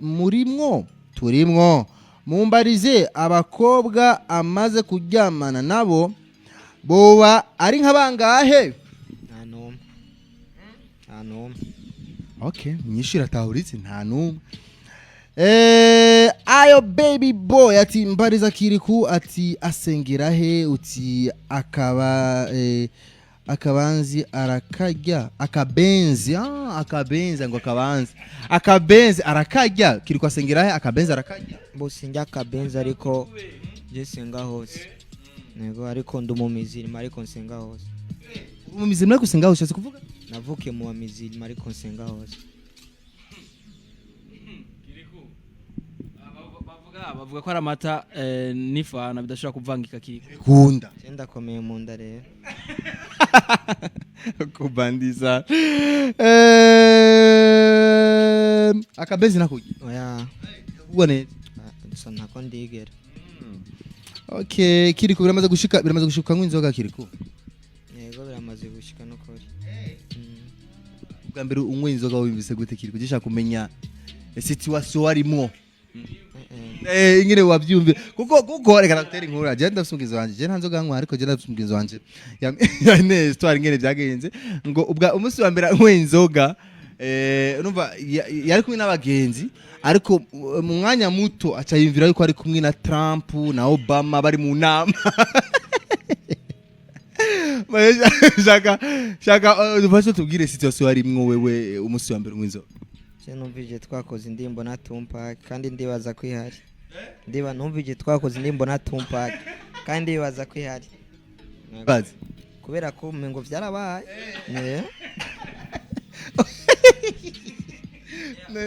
Mike yakoze endo Mike ndirimbo kwa na Tupac yego yakoze endo Mike ariko gamana ash apigwe uvuga utarabona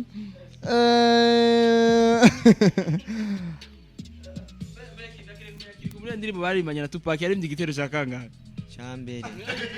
nivyo uzavuga tuko ndimo mwarimbanye mimi napiga magoli ma haters sijali matimu ya mobitos kama kweli crazy mimi so crazy amwi nigga wengi na wa confuse hey nataje heshima siyagive agasimbi gasimba gafunde gasimba gasimbi chaka tukurise gato Tupac tumbage sinibuka nyene kubera ko endo mike ntarayi nganzo ariko gamana yanje ati mbariza ageje amashuri ari muri 9e mu 9 yabivuze Gaston ati collabo yiwe na Big Fizzo ni gari yabivuze ati vuba cyane Imana niye bikora bien kuko igihe Fizzo atahiye KiriKou yarabipostinze ndetse KiriKou imfungurwa akunda kurya nihe ico kunywa akunda niki ico kunywa cyambere onda amazi amico gufungura undi ibijumbu n'ubugari n'umuceri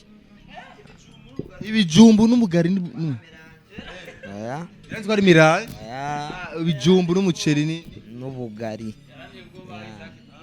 yaratubinuzwe yatubwiye ko afise mu nda hakomeye izo beraje zose zikunda ubona wandengeje cyane kabisa kimyo kwacho nyene mugankundi ivyo yego reka dushire dutepose kwanza ama commentaire tuza kuyagaruka ko mukanya reka rero tuje ku bibazo by'iwacu murakoze cyane muri simba ndayamandika ama commentaire yanyu kandi nibaze ko tubibagiye banayamandika ama commentaire yanyu turi kuri Facebook live yuno munsi kabisa uno munsi ndageze ngahe KiriKou no munsi ni tariki indwi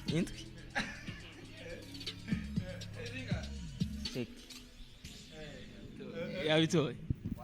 ejo exam ejo alo 6 no munsi ndase okay ni kuwa gatandatu no munsi tariki indwi umwaka ni ibihumbi asigaye misi mike cyane kugira umwaka uhere hasigaye imisi indwi ahubwo concert ibe ya Bantu Boy ego tubibutsa kandi yuko hariho concert iriko irategurwa ya Bantu ico giteramo ni danger ndabarahiye igiteramo kizobera hagiye hafi ni munsi ya kwa Sioni hagiye hepfo ku isoko ugeze hagiye uzoshabona ni tariki zingahe hajya tariki 14 zo ku kwezi nyene tariki 14 zo ku kwezi nonge andana batumira baze uwo musaza wari jewe nabo nanabipostinze kandi na mama wanje ahari namubwiye ko negezwa kumunezereza kuri ujya munsi umva sishobora kubagwisha hazi bazoza ari benshi nzobanezereza kuri Instagram ya KiriKou yabivuze avuga yuko mama ahuri nizere yuko umunsi tuzogutera iteka itariki 14 muri uku kwezi nyene hajya kuri kibanza mana cyitwa Tokyo Business ni ushize hajya kusoko kwa Sioni ukabaza kuri Tokyo Business baca bahakwereka umuntu wese umenga hagera hazi utarahamenya rero umunsi bazo bari ko haragira promotion sinzi Bantu Boy Kamenge uri muri ville uzofatija mu Kamenge atinshikana kuri Kotebu uze gushika kuri Kotebu uzocwamenya kandi bazoza ari benshi kura ko hajya no shobora kubura bisi zose zicaje zija heza Kinama Kamenge zo moja bizaye zose zicaje yego ariko naho menga ntabyuzi cyane ariko umega kuri ryafishe nta muri ibyo nimwe ho hanze ariko oya ni Bantu Boy yonyene n'abaririmbyi b'abarundi urashobora kubuza impamvu gakiri impamvu ni kubera ko nyene twumva ko dushoboye nubwo umunyamahanga tobaho tuzobikora yego ni nko kunsa nunganira icyumviro cha Bantu Boy nuko bisa nuko Fizzo yarigize kuvuga yuko atamunyamahanga turashoboye gute buguma batumira abanyamahanga kandi dufise ababishoboye Isaac sinzi kuvyibuka yarigeze kubivuga Big Farious okay nice reka rero duse nk'abaruhuka gato jewe hari kibazo kiri special kabisa nganda mubaze KiriKou yatsubira inyuma gato ku buzima bwa KiriKou hama mukanya rero reka dukurikire indirimbo washa unamanirabire unamanirabire tupe unamanirabire ichimana yakuremeye unamanirabire inamanirabire unamanirabire ichimana yakuremeye ya isong iratisa sana ariko gishaka kumenya niwe bagire featuring kuri song ariko muririmbyi yasohoye indirimbo nyene acarapotera twamubonye kandi arihe mwavuganye iki ku indirimbo turavye no kuri Instagram yawe menga ntiwayipostinze byarimo navyo nzi Kiresi yarashatse ko dukorana kandi twarakoze kandi ibyo yarihiye narabikurikije. Ikibazo cyahabaye abahanze nta promo yabigizemo cyane mugana aho ubundi indirimbo bamaze kuyumva benshi barayikonze. Yego ni indirimbo itambika nziza cyane, abadada babyifashemo neza cyane, ibintu bimeze neza cyane. KiriKou Jya commenter turabandanya ibibazo byanje navuze yuko ndafise ikibazo kiri special cyangwa kubaza KiriKou. Yitwa Feriki Kairo Car niyo nkuru ati musabire KiriKou ni namba yiwe hariho ico nshaka ndamuhe kuko araciye ubwenge. Tuvugane kuri WhatsApp mubwire ni Kairo Car yari yarayimpaye ubu yarayibuze canke anyandikire kuri Facebook. Uramuzi? Yaze kuyandika kuri page yanje ya Facebook. Ariko uramuzi mutse? Mvuga n'abantu benshi cyane muga arige sindamwihakanya ariko usanga ndamuzi nkuko yabivuze. Yego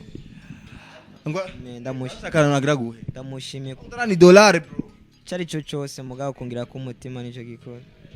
$1 utanichore amna noma. Nice kabisa, ibintu bimeze neza cyane. Reka dufate umwanya rero kubaza ibibazo byacu natwe amakomantere twagerageje kuyakora ko sana. KiriKou turiko turerekana ubuzima bw'iyo uracamwo.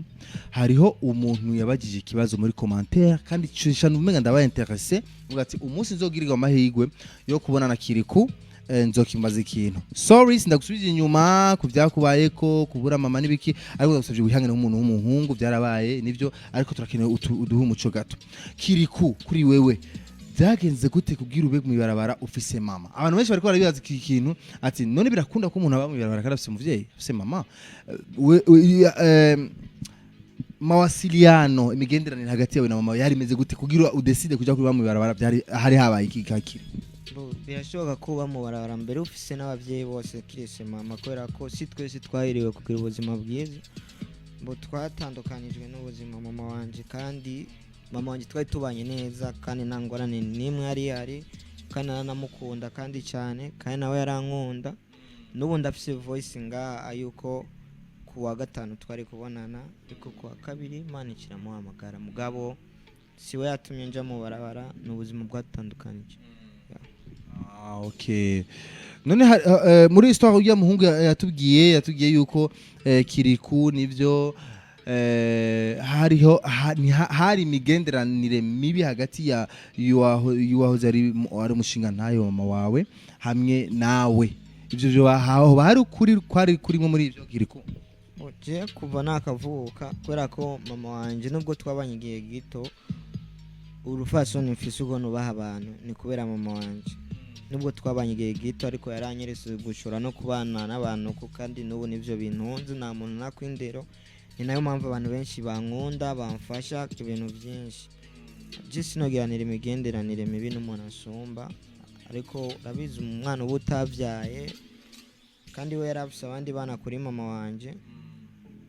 yarashise niyankunda novuga ko atigeza ngo ntiyanyumvamwo kubera ko sinari umwana wiwe.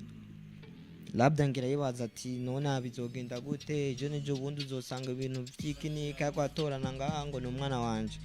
Nico cyadutandukanije ariko navyo naco bintwaye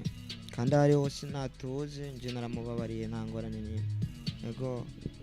Okay, ikibazo gishagigaruka KiriKou kubera iki atashimye kubivuga atagenda avuga mu interview atandukanye yuko KiriKou afise mama like mama huri hose mama tuza ndahari kubera ibibazo byose wambajije ivyo nishene kubera ababimbajije. Sishora kuja ngaho ngo uvuge ngo je ndafise mama ngo ndafise ngo umushe ndafise batonya banje atavyo wambajije. Baya nishura ivyo mbajije akubu kubimbajije ndabikwishura. Yego KiriKou arishura sana bro. Okay, KiriKou reka rero tuje mu buzima bwa Bantu Boy. Uri muri Bantu Boy ubuzima ubona gute muri Bantu Boy? Ubuzima bwira ibintu bibiri ukundira muri Bantu Boy n'ibintu bibiri uvuga ati bo nivyo ni vyiza ari si bibi cyane ariko ntibiraba neza cyane. Boy sinovuga ko ego nta nyambi ibura. Okay, hariyo bibi ariko si byinshi kandi bibi ntibitegwa nabo ni kujye nyene mu buzima araba mu tuntu duto ariko ikintu cya mbere nkunda muri Bantu Boy nuko twiyakiriye nk'umuryango Double J yasohoye indirimbo ndumva ko ndyohewe nkumva ko ari jewe Elis Boy numva ko ari jewe nkuko bazosora indirimbo nk'ubu numva umengo ni jewe nzosora kandi n'abafana bacu baradukunda. Double J yashobora gusora indirimbo mu ishuri twebwe abana baza mu ishuri baza bankeza Imana ibahezagire mwasohoye indirimbo nziza urumva ikintu cya mbere nkunda n'ukuntu twitahuye twese nk'umuryango icyo numva umengo nico nyamukuru kandi ikindi kintu nkunda muri Bantu Boy ndakunda Fizo cyane. Okay, nice. Hari umuntu baje akabazo je mana nje ku madina inazirengagije ariko akabanzere ngene nacugulia msimu cyenda kabona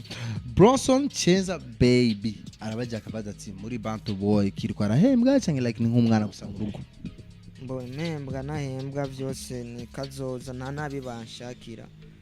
ego kandi urabona ko nubwo noba mpembwa nahembwa ubuzima bwarahindutse ubu nambara ibirato nagena miguru wazi nambe umfise nambara ikoti urumva uko biri kose ni byiza ego n'abo bantu baza barabaza ari ibibazo bakuze bararaba kuri KiriKou no kuri Fizo ari nyishu bafise inyishu zabo zisangije. KiriKou hagiye urafata umwanya ukwiye wo kuvugana na Mugani yego ni none yonye mu mwanya gute jewe ubu muri uno mwanya kuva na mama wanje agihari mama wanje ambwiye ati Fizo no muvyeyi wawe ndetse no munsi yitaba Imana kuwa gatanu ari kuza aje kubashimira ndafise indirimbo y'ubuzima bwanje bazovyumvamwo narabishizemo rero kuza aje kubashimira kuba barantoye mama wanje nambwiye ati umunsi tuzoza Ingozi tuje gukora concert tuzodugana kuri stage umushimire ushimira abantu kuba baramfashije nzona musaba tuze gukuramusa ariko mama ntiyavyemera niyumva ko Fizo yoja kumuraba mu kaza bamwe avuga ati ntivyo kundana na gatonye urumva rero Fizo tutegezwa kuyaga kubera ko ari mu ruhande rw'umuvyeyi nanje ndi mu ruhande rw'umwana we urumva ategezwa ko shaka aho nyene shaka kumenya mu bintu vyinshi muyaga na Fizo ikintu kigunda kugaruka sana ni giki akunda kukubarira sana ni giki kwiga no kuba mbwira ikintu maze kumushavuza Fizo ati nukuri aha naramushavuje arashavura ariko nyuma byace bihe narigize gusiba ku ishuri kuri lancement soma namba siba ariko wakanye zosoka vendredi nsiba ngiye gutumira ngira Bujumbura nzima ngenda kumuhana ati ejo nzosora indirimbo bisatuzowe turi kumwe muri kampero ntumira abagenzi kubera ko uramaze kubona indirimbo umunsi wa mbere isose abantu barayiterera induru uri kurayibona guca numva nanjye sinumva ko vyomba navuga ati kanje kurondera abagenzi banje ndabapange ikazovuzwa gusa bazoce basara bakore n'amashati Fizo ryacara bimenya ko nasivye ku ishure yarashavuye cyane aranga ko n'indirimbo isohoka ariko nkuko nyene ndumwana nawe ari umuvyeyi yabayeho kugira ngo sore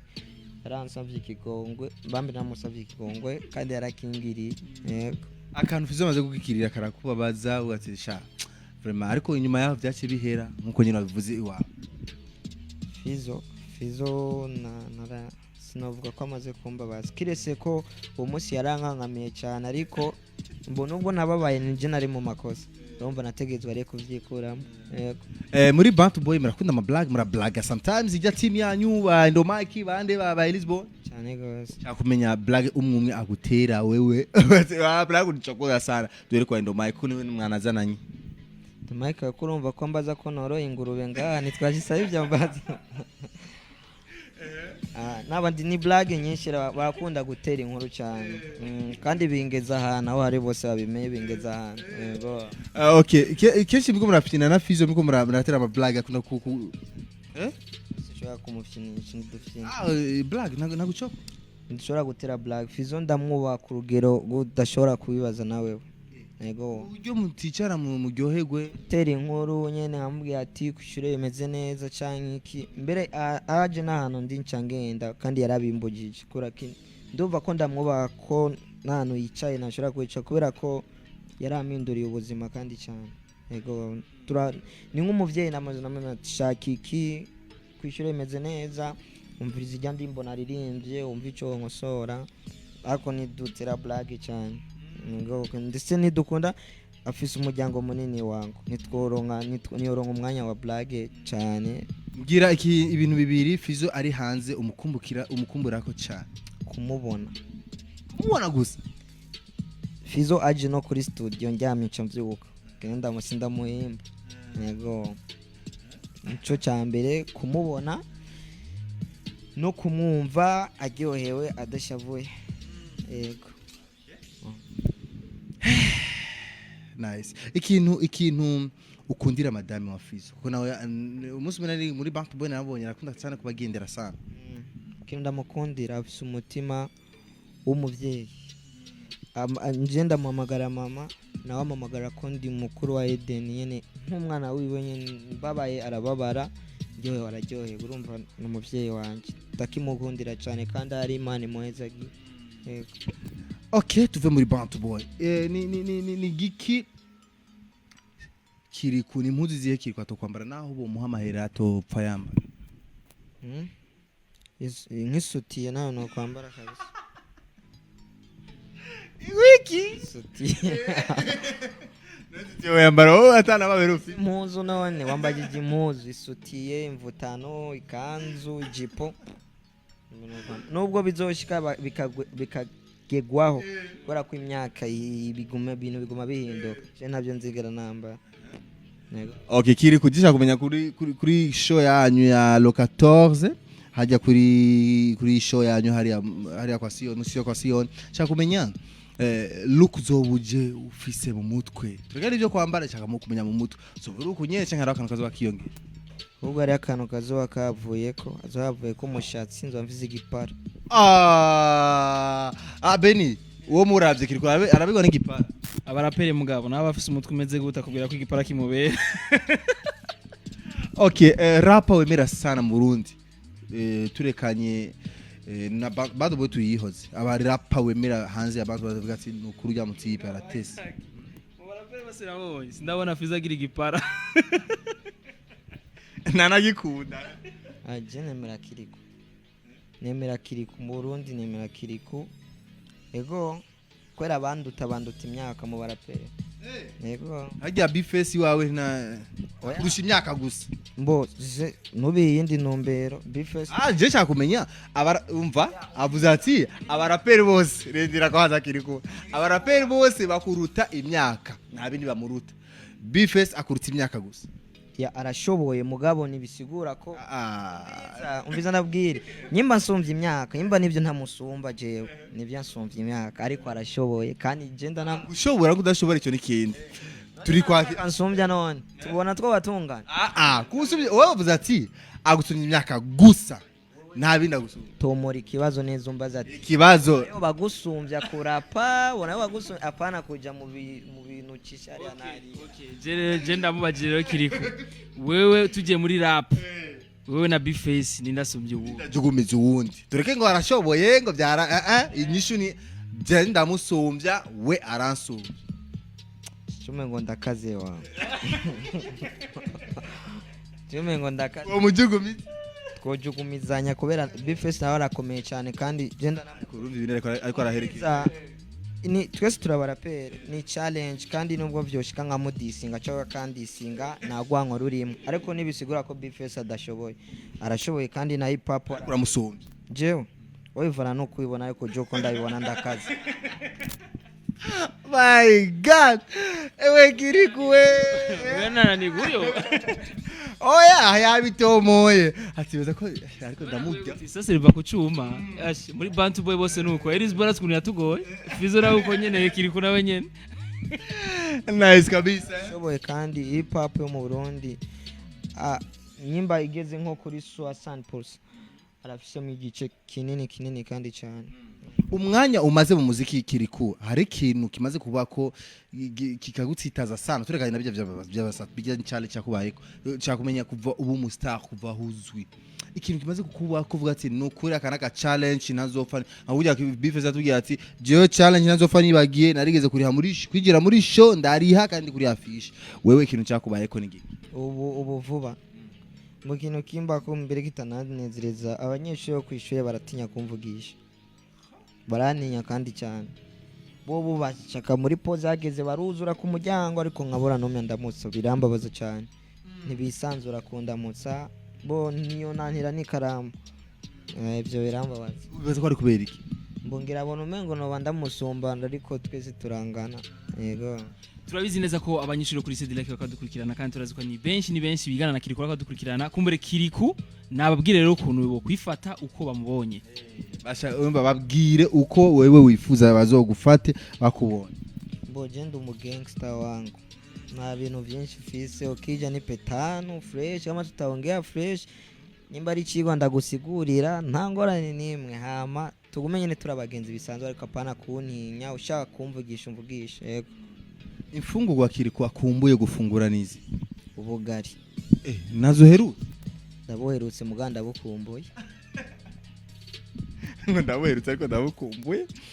KiriKou biramaze gushika mbe wararavye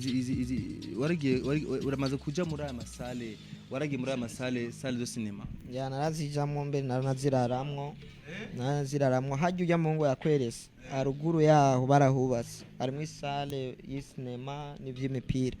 nayo twarayirayemo ya okay ubuzima bwa KiriKou burebure reka rero turuhuke gato hama turi kubasezera tubaze ibibazo nka bitatu vya nyuma hama dusinga basozera ikiyago cyacu rako n'umwanya uri kwadusinga hari igihe rero kigaro kiba kiryoha ku burugero ebana sijui kwambie yaje ukacho bibagira n'amasaha ariko rero amasaha aragiye indirimbo ni Halo Charlie Chamende stari zose ngwino tugende nyuma nembe karibu gato nikupige nyembe wananita dogo uko mitaani ila shughuli pevu likiwa chumbani inanoga gizani ongeza matundu nikune kichani tabasamu none mwanya wako tu dada paka anashinda kuongea na kuwa gugu gaga unanichanganya mpaka kinda mama we tuzosubira kubura ikolabo ryari zindi kolabo muri kumwe nkuko ryari turazifise indirimbo turi kumwe ya Hewe John Larry we azokora ndakwarahi afisa akazi kabisa de machine penier nakazi pe mawe abarivyi ni hatari je hari waka commentaire nabonye turi muri pause reka subire kukasoma yitwa ndumutipe Bronson Chenza ati mbe muri contrat yasinye muri Bantu Boy nta bintu yasinyiye bitariko birakurikizwa twe twaramaze kwitahura nk'umuryango kandi ibintu byose nibisigura ko umuntu ariko aragufasha byose byogenda neza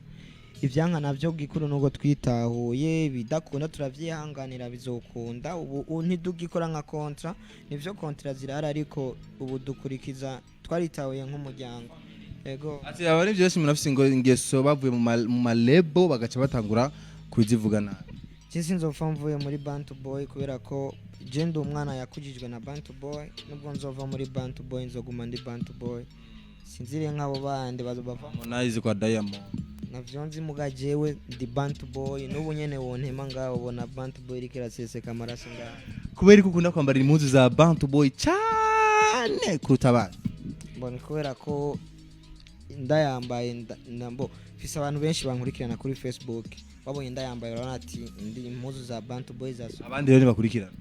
je navyonzi umwe wese afise ukuntu yipangira cyangwa afise ibyo akunda kwambara mugaje ndayikunda kubera ko je ndi Bantu Boy nakubwiye kandi ndakunda Bantu Boy cyane aho nyene kumbure ko tubonye KiriKou reka ndakimubaze fizike yaruka ngana nari bagiye kuyimusaba KiriKou ndakene umupira wa Bantu Boy mbo kubera ko urabizi si hajya Bantu Boy si kwanje nubwo ndayirimwo ariko tuvyemeye imbere y'abantu je ndaza kugusabira kandi bavyanse nzogaruka kuri kamera ndavuge ko bavyanse bavyemeye nzovuga ko bavyemeye Ndezogenda kuwitorera Bantu Boy mbamwe murankurikirana nzoza kuwitorera sha endo machine kwera yakwevye yankofero na gishanda yitwara turi babiri okay nice kabisa hari umuntu abaje akabaza ati nihe ndirimbo ya Satbukunda kuruta izindi yo nkunda imye ya Beagwagiye arukuna wiza yakuririmbira ibyo ijya egwagiye nijya say oya kubera ikinyu busijwe ndamu telefone ko yacanyisha niko bize Kirika bishira gusotora nasi ko avyumvise. namwumva ariko aramusotora mutama wandi hiyo. Okay nice reka Satbi nimba abonye ino interview azacabona post je mu gitondo. muzobona ndabarahiye. Okay nivyo cyane reka rero duse nk'abasoze ikiyago cyacu ndabona amasaha dusigaranye iminota 8 yonyene kugira turangize ikiyago cyacu. KiriKou turakunda kubaza utubazo tutandukanye kuvyerekeye abaririmbyi kandi ibibazo biri hanze ibyo musanzwe mukora. Nivyo naho KiriKou ari muto ariko byinshi arashobora kuba bizi kandi KiriKou ni umuririmbyi abantu benshi barakeneye kumumenya. Mbe KiriKou hagiye woheruka kurira bisiga barakige yego nta bisi wokurira kubera kino yurira ujahe ubu nayo bose ndayurira kubera ko mfise abantu bamfasha aho ndi ntivyoboneka neza ariko bishise no yurira nta combuza ko ndayurira bishise no yurira yego KiriKou amaze kuja mu barabara ugatera ambutiyaje ndayiteza no kwishure umva mu barabara naga goiteza birashika nko ku bantu bakozi ariko je nabwiye ndo mu gangster cyo ndaberekana abo ko turi kumwe bidakwiye ko ambutiyaje haba ubwo nanje ndumuyagihugu nkundi. Ndafise ikibazo nyene kuri ivyo nyene vya Isaac nyene aje kuvuga KiriKou aramaze gusabwa ifoto n'umuririmbyi mugenzi wiwe. Yego. Ni benshi kandi nibisanzwe. Umwe Ni benshi kandi nibisanzwe. KiriKou jesha kumbwira umuririmbyi wa blotse kuri WhatsApp ya. Wallahi nta n'umuntu asanzwe je ndigera mu block. Nego. Unegrija kumwisha. Ago no fumani broker jewe nyina ko block umuntu. Nego. Ariko birashika KiriKou ntiwishure message n'ingoga nanje byarambaye ko ndakwandikiye KiriKou. Birashika kama message menshi kandi we wanyandikiye no mu bihe bigoye. Bijya bihe byari bigoye kandi sindeka kuzishura arigimba ntanazibonye. Ego bishika KiriKou atari muri periode yo kubura mama wiwe cyangwa ari muri periode yo kwishure je KiriKou je oranye ndabona mwandikira message nkiyandika ubwo nyene nivyo abari mu nje ndabibona ko aca bivamo gaca nyishura. Gastoire arakabaza wajije none nka hamwe Benishu bo muha yo tricot ya Bantu Boy uri tayari gukora ikiganiro uyambaye why kubera iki nico kibazo cyo kubera iki bacabaza ati wabaye umwisha makuru Bantu pourquoi no kwambara kubera kujya kwambara yizindi label c'est simple kubera isi ibintu bisanzwe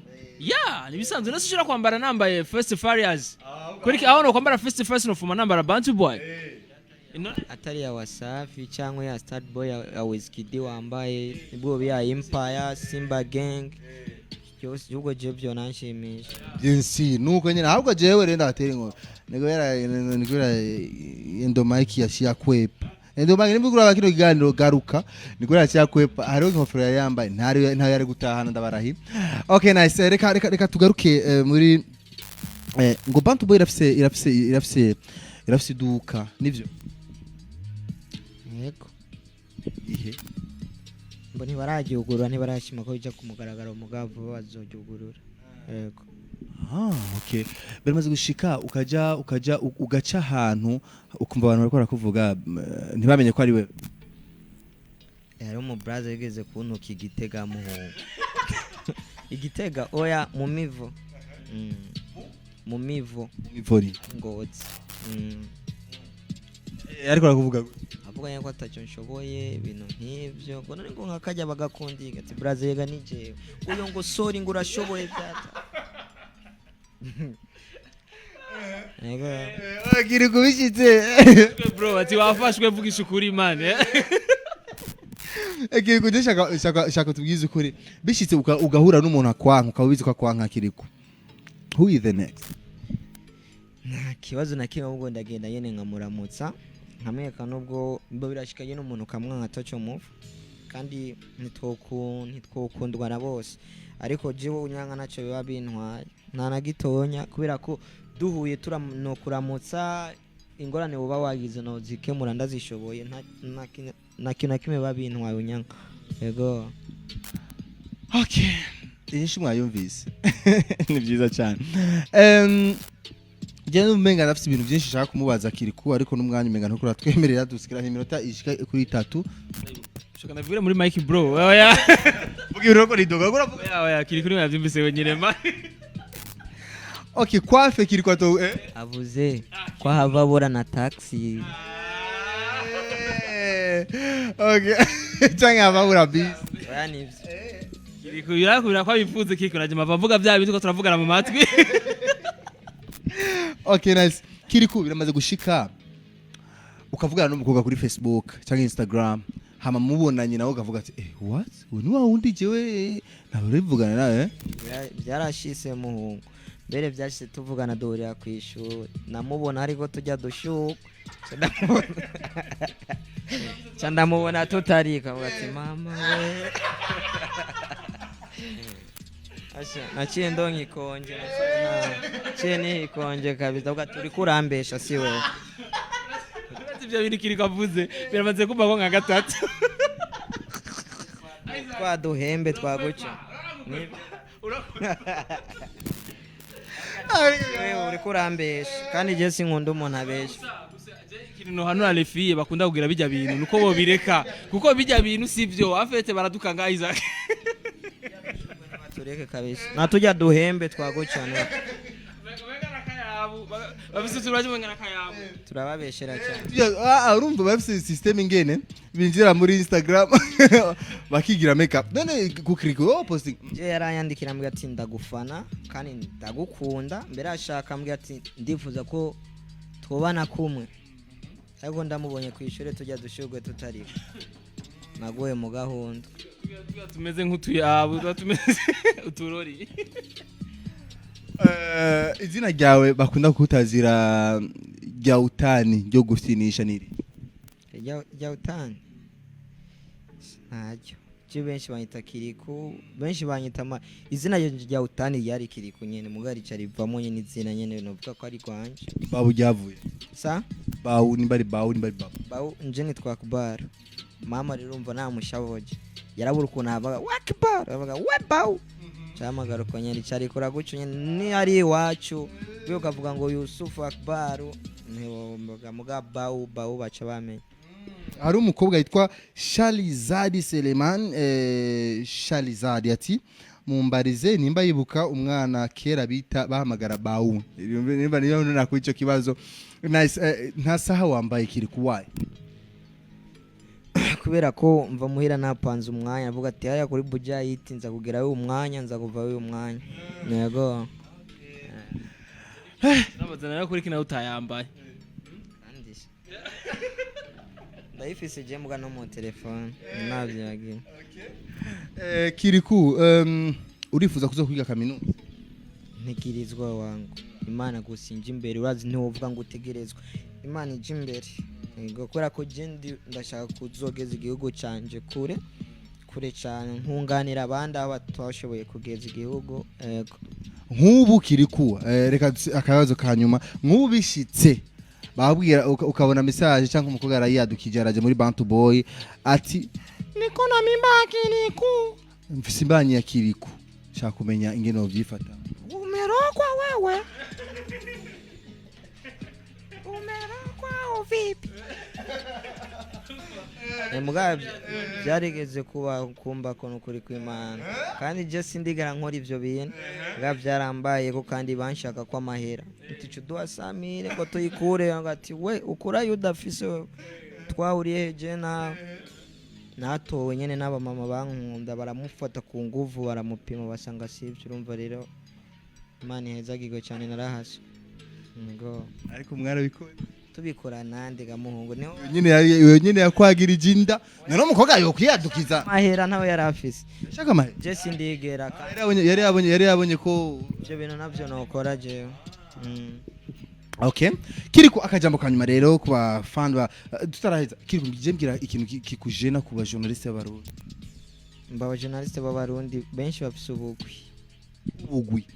kuvuga barafise aho babanira n'aho batabanira byiza rero twese bo dushigikira kubera ko hanje nk'uwanse kunshigikira mu bihe bigoye ubu ndazi sindagira hano kure mugabo ndazi byo muhankiciye akavuga ati kumbe karageze haya kayakana urumva rero ntucagure fasha ari we wese kubera ko nawe uzi kazoza k'umuntu yego bishitse Bantu Boy kugura radio cyangwa televiziyo bakabwira ati ifoke ubu menyesha amakuru ubikora umenyesha amakuru arivyo nigiye mbona ndabishoboye no bikora ubu wiyumva gute ubona wowe bishoboye yego no bishobora ndakubaza tora micro Isaac nubaza ibibazo utarapresenta kwa ya mazina yanje nitwa niyo nkuru Yusufu nkaba nkora kuri Buja Hits nkuko twababwiye dufise umutumire witeka cyane arose ugira mariage ariko nta butumire twaronse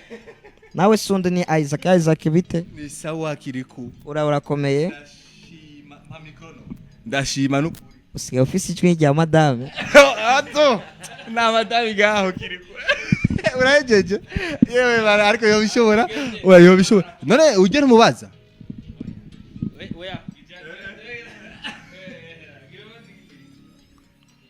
ururira bisi ariko ari ibintu byo kubaza abivuze ibyo naramuje ko azakuvuga KiriKou nagenda ndakuvuga ibyo ariko muri telefone nta bisi yokorera yo nta bisi yokorera kazi ariko gamana so nice igarije kimeze neza cyane KiriKou rega dusozera ngaha umwanya waheze saa 3:03 turengeje ko iminota 3 shimira abantu Imana bahezagire cyane mwese mwadukurikiranye mwese mumfashe mu mugongo na locatorize nimuzosibe muzoze mudushigikire nkuko nyene yababwiye aho uri hose yimushigikiye uryoherwe Imana iguhezagire kubera ko waraminduriye ubuzima peace namwe Imana bahezagire kandi mugomeze gutera imbere bagire na subscribe kubera ko muri abantu kabisa nivyo ibintu murabifise mwinyungu ariko murabifisemwe n'urukundo kuva Bujumbura na bajaji mugabo si ibintu bisanzwe nsangiye ngo yavuye Bujumbura n'akabajaji asanze ngozi ni kubw'urukundo nari nabuze mama wanje Imana iguhezagire cyane amen merci ariko KiriKou cyusari oya ni bifoko abantu bamenya ko mubikora kubw'urukundo ego ariko gamana cyo kimeze neza cyane akaja mukanyuma nawe Benishu ndabakunda cyane abakunzi ba Buja Flavor n'abakunzi ba Buja Hits n'abakunzi ba Bantu Boy umuntu ambwiye ati ngo heba kanuka Buja Flavor nkunikaba Buja Flavor none unafizo yavuze ati niko king wa Buja Flavor yabivuze none gute no gahera bahere kwa Hafiz kumbure turashobora guhindura cyo baje Fizo ujya munsi ko dutoza izina rya industry wacu yakubira tubwiye Indundi Music dukuvuge dukoresha Indundi Music bakunzi ba Indundi Music bakunzi ba Indundi Music turabakunda cyane nice kabisa nitwa Isaac Classic kuri MC turi kumwe na KiriKou ngaha turi kumwe na Benishu ejo suri kuwa mbere ejo ni dimanche ndukora ejo numuzo kuruhuka indwi yose kuri semaine yari meze neza cyane weekend mbe ngaho bisamera ngahe tuje gufata kamwe kiri thanks Murabize thanks reka tuzirikiye gucacu duhiye indirimbo imwe cyane zibiri za KiriKou hama tugara live yuno munsi bananye rero mukurikirana ibiganiro byacu kuri YouTube ni gira subscribe kuri channel yacu ya YouTube hari yandika Buja Hit TV ucubona ama story menshi ama interview menshi ibintu byose biko Bujumbura byose utazi ibintu byose urabibona ariko kandi ibiganiro by'abantu bagowe ibiganiro by'abantu baryohewe ibiganiro by'abantu bababaye ibiganiro ama interview ya KiriKou histoire ya KiriKou yose ubuzima bwira cyangwa aho yajyanye live kabisa twarahashitseyo byose rero bisanga kuri YouTube ya Buja Hit TV andi gukonyera cyo bibona nitwa Isaac Classic nitwagira confusion da j'aime cyangwa like kuri page yacu kugira ama live ntagutange Loki nene bye